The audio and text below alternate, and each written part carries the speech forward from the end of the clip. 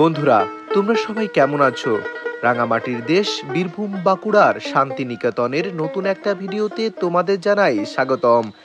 আজকে আমরা ভিডিওতে দেখতে চলেছি শান্তিনিকেতনের সাঁওতাল পরগনা সহ শান্তিনিকেতনের বিভিন্ন দর্শনীয় স্থান।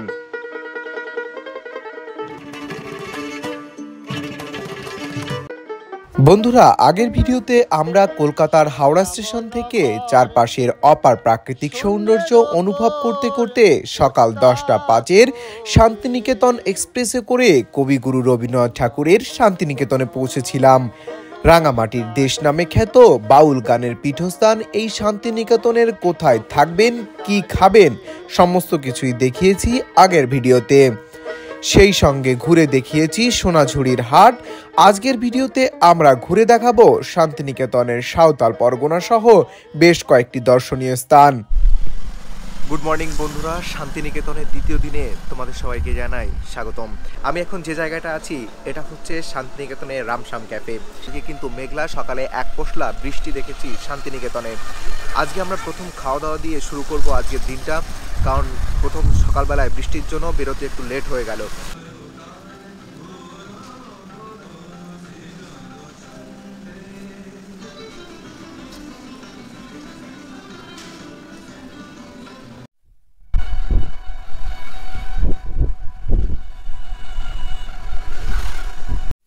বন্ধুরা, ঝিরিঝিরি বৃষ্টি পড়ছে, এর মধ্যেই আমরা যে জায়গাটায় চলে এসেছি এটা হচ্ছে শান্তিনিকেতনের আমার খুব একটা প্রিয় জায়গা, এবং শুধু আমার না, অনেকেরই খুব একটা প্রিয় জায়গা। দেখো, কোপাই নদীর সেই ঘাট, এই সেই কোপাই নদীর সেই ব্রিজ, যে ব্রিজে কিন্তু সবাই এসে ওই ডান্স করে, দেখবে এখানে ভিডিওতে। এই দেখো, বীরভূম বাঁকুড়ার সেই লাল বালির কিন্তু খোঁজ এখন পেয়ে গেছি। এই দেখো, এই হচ্ছে কোপাই নদী, এই পাশে বাউল গানায়, আর ওই পাশে কিন্তু মহাশ্মশান, এই সেই ছোট্ট কোপাই নদী চলে গেছে, আর এই সেই ব্রিজটা। যারা শান্তিনিকেতনে আসতে চাও এই জায়গাটা অবশ্যই আসবে। যেহেতু খুব পরিমাণে বৃষ্টি হচ্ছে, সুতরাং এখানে বেশি সময় আর দাঁড়াবো না, এখান থেকে চলে যাব। চলো, এরপর নেক্সট ডেস্টিনেশনে চলে যাচ্ছি। তবে বীরভূম শান্তিনিকেতনে কেউ যদি ঘুরতে আসো এখানে অবশ্যই এই জায়গাটায় আসবে। কোপাই নদীর ধার অনেক শান্ত এবং মনোরম, এবং তোমাদের খুব কিন্তু ভালো লাগবে। এপারে বাউল গান।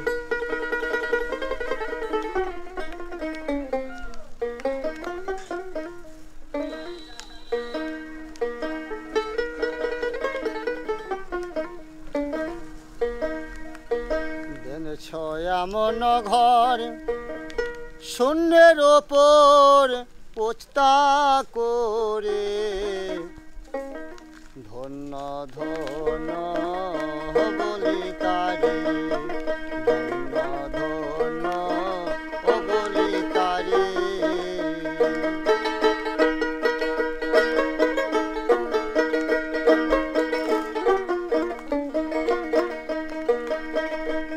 তাই সবে মাত্র একটা খুঁটি, আরে খুঁটির গোড়ায় নাই রে মাটি, কিসে ঘরে হবে খাটি, ঘরে তো পানিলে পরে, বলি তারে। এমন শূন্যের ওপরে পৌঁছে তা করে, বলি তারে।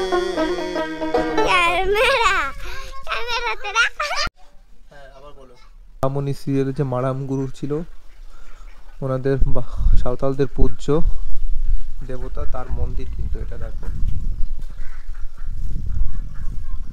উপরটা পুরোটাই যত ডিজাইন যা দেখছেন সমস্তই কিন্তু টেরাকোটা বা মাটির কাজ। আজকে যাওনি স্কুলে? কখন গিয়েছিলে?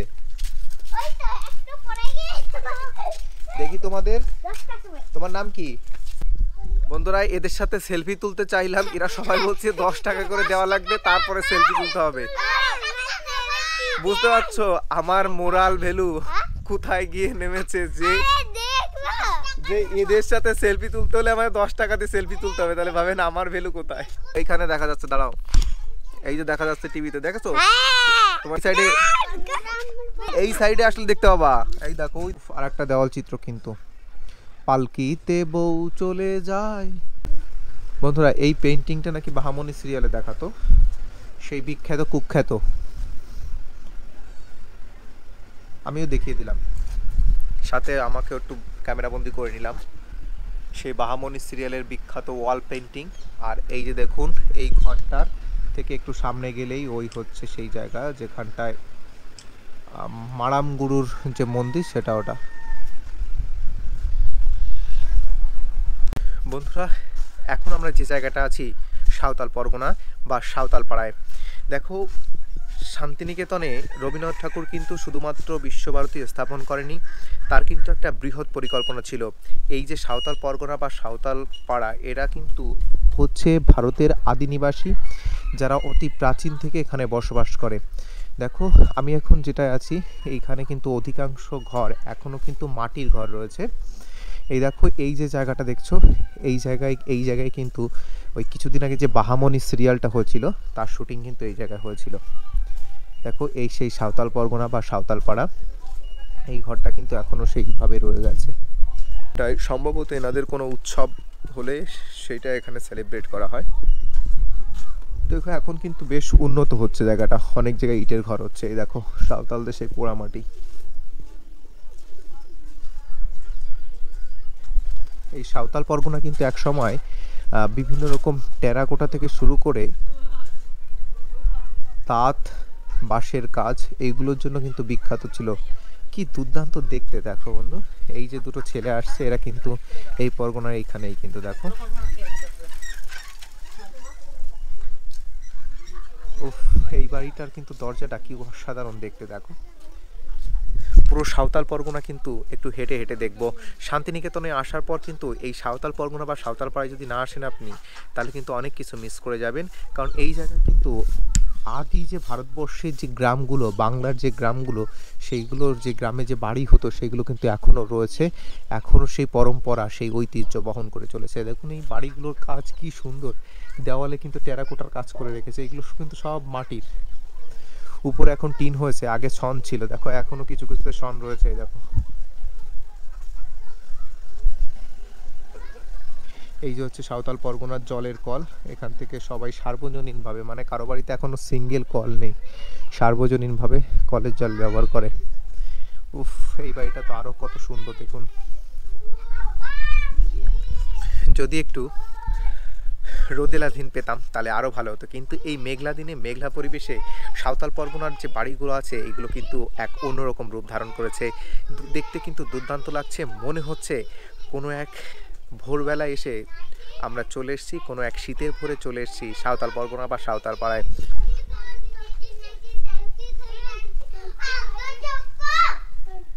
এইগুলো এখানে কিন্তু দেখুন কিছু বাচ্চা কিন্তু খেলাধুলা করছে এরা।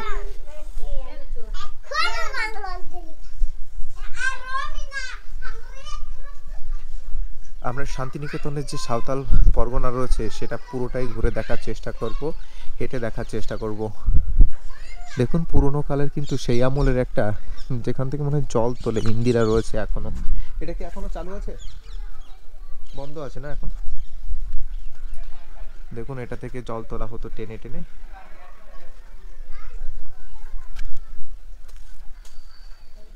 ওই যে জল দেখা যাচ্ছে, যদিও এখান থেকে এটা এখন বন্ধ, এখন পাশে ওই যে কল হয়ে গেছে। এটা সোলার দ্বারা অটোমেটিকলি হয়, কোনো কারেন্ট লাগে না, বিদ্যুৎ ছাড়াই। মনে হচ্ছে রাঙামাটির দেশ, সেখানে কিন্তু ঢুকে গেছি, কারণ এই যে দেখতে পাচ্ছেন সমস্ত কিছু রাঙামাটির বাড়িগুলো। একটু দেখুন কি সুন্দর বাড়িগুলো। বন্ধুরা সাঁওতাল পরগনা দিয়ে কিন্তু হাঁটাচলা করছি, মনে কিন্তু এক অন্যরকম আমেজ। শান্তিনিকেতন এসে গ্রাম বাংলার মধ্যে এরকম একটা পরিবেশ পাবো ভাবতে পারিনি। তবে সাঁওতাল পরগনা বা সাঁওতাল পাড়া দেখো একটা গোটা জাতিকে, একটা সংস্কৃতিকে কতটা স্ট্রং করা যায় যদি সবাইকে মিলে ভাবতে পারো। রবীন্দ্রনাথ ঠাকুর এই জিনিসটা ভাবতে পেরেছেন বলে দেখো এরা কিন্তু এক সময় খেতে পারতো না, এখানে কিন্তু প্রচুর দুর্দশা ছিল, সেইটা কাটিয়ে উঠে কিন্তু সাঁওতাল পরগনা এখন বেশ উন্নত। দেখো এখনো কিন্তু এই দেখো পুরনো যে ঘরগুলো ছিল তার দেওয়াল হচ্ছে, এই দেখো এই যে মাটির দেওয়াল কতটা পুরু হতো, কতটা মোটা হতো, দেখো এই দেওয়ালটা দেখলে তোমরা বুঝতে পারবে। এখন ওই দেওয়ালগুলো রয়েছে, এটা লাল মাটি দিয়ে বানানো, মাটি দিয়ে বানিয়ে এর মধ্যে পাথর টাথরও রয়েছে। তারপরগুলো কিন্তু এগুলো পোড়া দেওয়া হতো, মাঝে মাঝে কাঠ দেওয়া ছিল, এই কাঠগুলো দেখা যাচ্ছে। কিন্তু এইখানে কিন্তু অনেক খেজুর গাছ রয়েছে, সেই খেজুর গাছগুলোতে কিন্তু রস হয়, সেই রসগুলো দিয়ে গুড় বানানো হতো। দেখো এইটা দেখো ইউনিক, এটা পুরো তাল পাতার যে ছাউনি বলে ঘরে, তাল পাতার ছাউনি দেওয়া ছিল এই ঘরটায়। বন্ধুরা দেখো এখন যে জায়গাটা আছি একদম ভেতরে, একদম পাড়ার ভেতরে চলে এসেছি। প্রত্যেকটা ঘরের কর্নারে কিন্তু একটা জিনিস, বিশেষ জিনিস ঝোলানো দেখলাম, সেটা হচ্ছে এই মাটির হাঁড়িগুলো। দেখুন এই মাটির হাঁড়িগুলো কিন্তু ঝোলানো রয়েছে প্রায় প্রত্যেকটা ঘরে। ও এবার বুঝতে পারলাম, ওই মাটির হাঁড়িগুলো অ্যাকচুয়ালি বেঁধে দিয়েছে পায়রা পোষার জন্য, পায়রাদের জন্য। দেখুন বন্ধুরা এই একটা সাঁওতাল বাড়ি,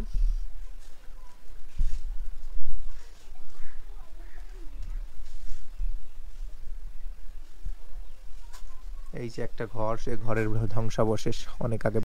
বন্ধুরা সাঁওতাল পরগনার এই বাড়িটা কিন্তু অসাধারণ লাগলো। দেখো মাটির কাজটা করেছে, কি অসাধারণ কাজ করেছে, এবং দেওয়ালটা মাটি দিয়ে কিন্তু বিভিন্ন শেপ ফাঁকা রেখেছে। অর্থাৎ যারা জ্যামিতি বোঝে না বা পারে না তাদের কিন্তু জন্য নয় এটা, বা তাদের জন্য নিয়ে আসতে পারেন, এখানে শেখাতে পারে। এই সাঁওতাল পরগনায় এই বাড়ির কেউ মনে হয় অঙ্কের মাস্টার ছিল, এই জন্য দেওয়ালটা দেখুন, এর মধ্যে আলাদা একটা শিল্প ছোঁয়া। কেমন আছো? পঞ্চিতা। আর তোমার নাম? দেবস্মিতা। তোমরা কোন স্কুলে পড়ো? শিশু শিক্ষা কেন্দ্র বিদ্যালয় 2। কোথায় সেটা? এখানে। অনেক কাছে? হ্যাঁ। তোমাদের বাড়ি কোথায়? এই যে। এইটা তোমাদের বাড়ি? হ্যাঁ। কোথায় দেখতে পাচ্ছি না তো, কোথা দিয়ে বাড়ি যাও তোমরা? এই যে। তোমাদের বাড়ি তো গেটও দেখতে পাচ্ছি না, কোথায়? এই গেটটা টপকে চলে যাও তোমরা বাড়িতে? না এই যে গেট। এটা গেট? হ্যাঁ। তোমাদের বাড়িতে কে কে আছে? আমার মাম্মি আছে, আমার মামা আছে, আমার মা আছে, আমার বাবা আছে, হ্যাঁ। আমার দিদা আছে, আমার দাদু আছে, আমার কে আছে ভাই তাই তো? আছে। সকালে কি খেয়েছো? সকালে চা, বিস্কুট, দুধ আর না। এই কটাই? আর কখন খাবে কখন? আর এখান থেকে কি মাঠে যায় নাকি? এটা কি মাঠ? ফুটবল খেলছে সবাই? বন্ধুরা সাঁওতাল পরগনা দেখো, এই ঘরটা আমার হাইটের থেকেও ছোট। এই ঘরটায় কে থাকে জানি না। জানো না? দেখুন সাঁওতাল পরগনার ছেলেপেলেরা কিন্তু এই যে মাঠে খেলছে, ওই যে আগুন পোহাচ্ছে কেউ। এই দেখো সেই লাল মাটির দেশ। চলো আমরা এবার সাঁওতাল পরগনা থেকে বেরিয়ে যাই।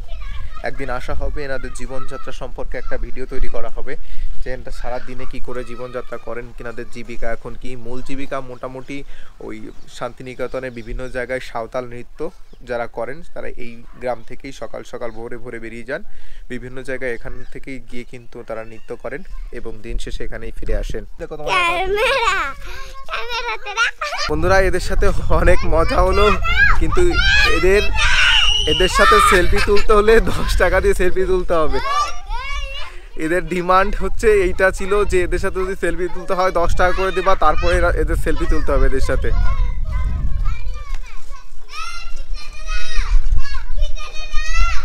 আমরা এখন সাঁওতাল পরগনা থেকে বেরোচ্ছি।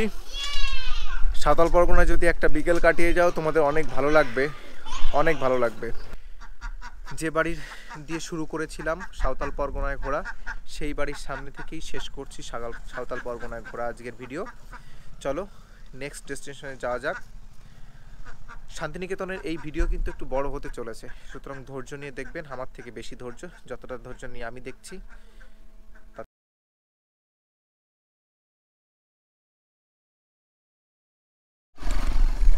বন্ধুরা এখন আমরা আছি শান্তিনিকেতনের অন্য এরকম একটা জায়গা, অন্য একটা স্থান।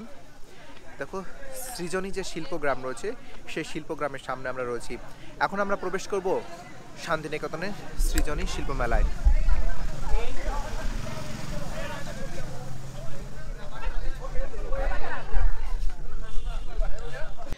30 rupees per person।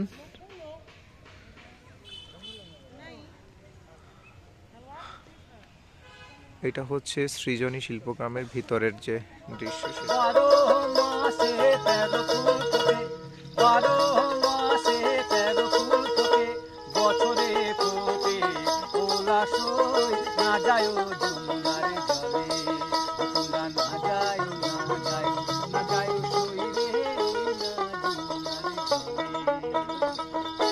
ठीक है। और इसको कहते हैं खमक। दोबारा हाँ, इसको कहते हैं, ये ओल्ड इंस्ट्रूमेंट है बंगाल का।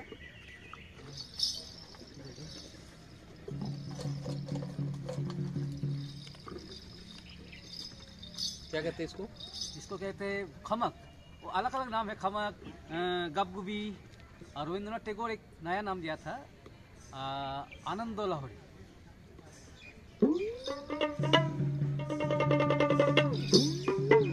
ওগো ছেড়ে দিলে সোনার গৌর,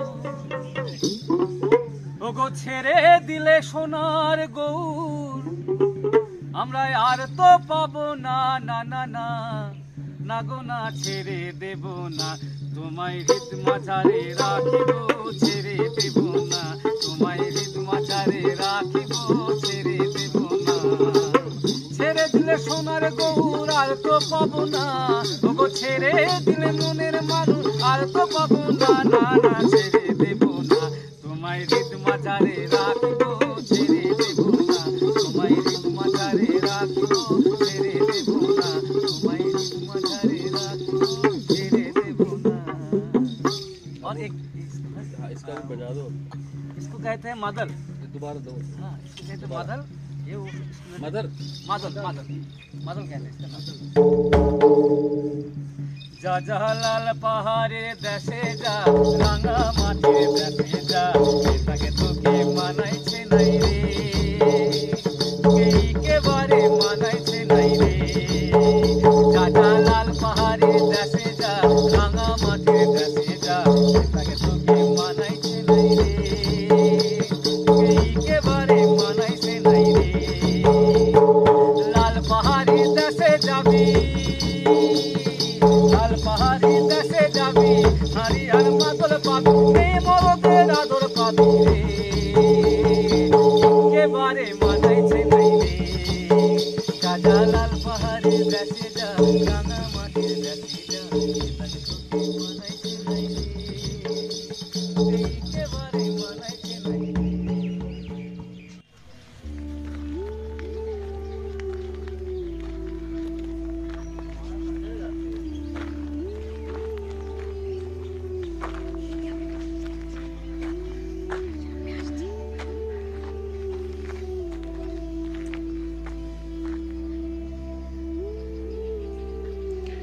বন্ধুরা, এই জায়গার পরিবেশটা কিন্তু অনেক মনোরম, অনেক সুন্দর।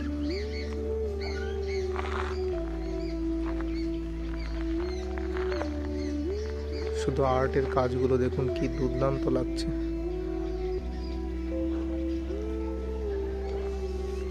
বিভিন্ন জায়গার আর্টের যে কালচার সেইগুলো, এটা হচ্ছে উড়িষ্যা, ওডিসি, তাদের চিত্রকলাগুলো দেখুন। এই যে এর পশ্চিমবঙ্গের যে আর্ট কালচার, সেটার আদলে কিন্তু এটা করা।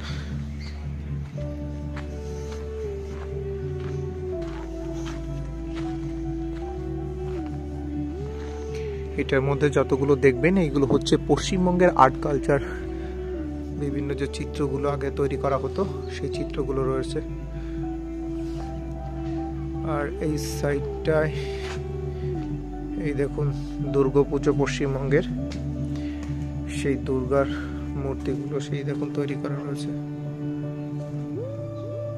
এবং খেজুরের যে পার্টি, পশ্চিমবঙ্গের যে একটা ঐতিহ্য এলাকার, সেইটা তৈরি করা রয়েছে। বিভিন্ন ইনস্ট্রুমেন্ট দেখুন, ওই দুর্গার মূর্তি, মূর্তি নয় ওটা, অর্থাৎ যে শিল্পকর্ম সেটা চিত্রকর্ম।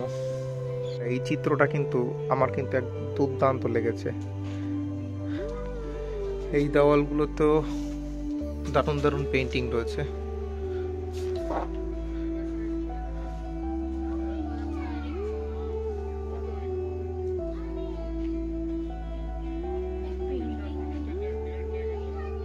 এই বাড়িটাও কিন্তু অসাধারণ দেখতে লাগছে। তারপরেই কিন্তু এই বাড়িটা, এখানে কিন্তু সারা ভারতবর্ষের অনেক জায়গা, দেখো এটা সিকিম, এটা বিহারের যে ঐতিহ্য রয়েছে সেই ঐতিহ্য বা কালচার এখানে তুলে ধরা হয়েছে চিত্রকর্মের মাধ্যমে।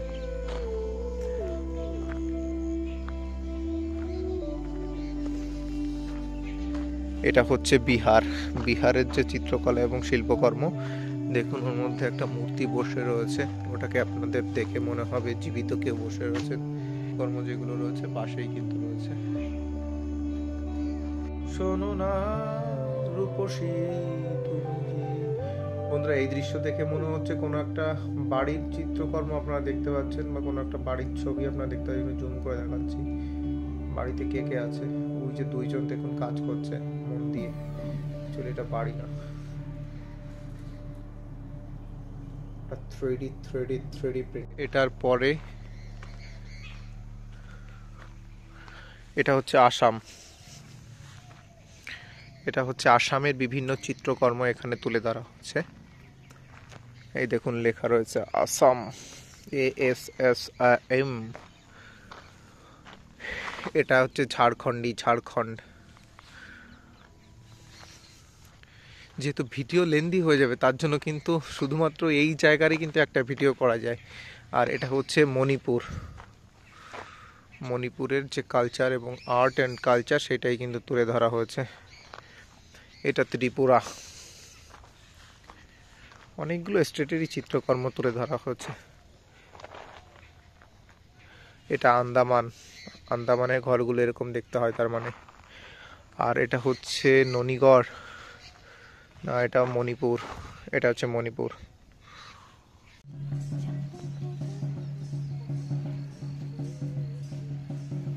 বন্ধুরা, সৃজনী শিল্প গ্রামে কিন্তু দেখো কত সুন্দর মূর্তিগুলো রয়েছে, কি সুন্দর মূর্তির কাজগুলো দেখো।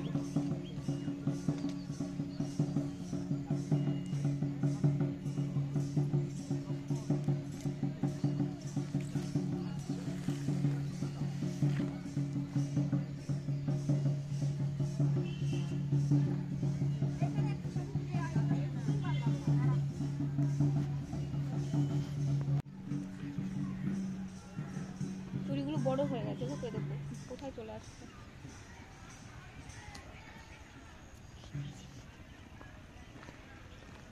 বন্ধুরা, এই জায়গাটা কিন্তু দুর্দান্ত সুন্দর লাগে। দেখো এই শিল্পকর্মগুলোও কিন্তু দুর্দান্ত। সাঁওতাল পরগনার যে শিল্পকর্ম সেটা এখানে রয়েছে। আর এর সাইড দিয়ে কিন্তু সুন্দর, দেখো এটা কি শাপলা নাকি পদ্ম? শাপলা।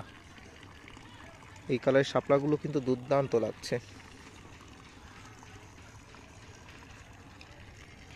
এটা হচ্ছে সৃজনী শিল্পগ্রামের একদম মাঝে।